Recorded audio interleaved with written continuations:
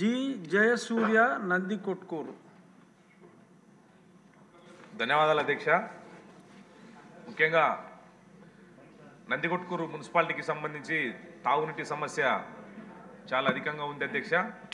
ఎందుకంటే ఈ నందికొట్కూరు మున్సిపాలిటీలో దాదాపు జనాభా 60,000 దాకా ఉన్నారు అధ్యక్ష. అయితే కేవలం గత గ్రామ పంచాయతీలు ఉన్నటువంటి RWS వాటర్ ద్వారా, అలాగే అప్పుడున్నటువంటి పంచాయతీ వ్యవస్థ SS ట్యాంక్ ద్వారా ఉన్నటువంటి వాటర్ సప్లై ఉందే తప్ప వాటర్ సప్లై లేదు అధ్యక్ష.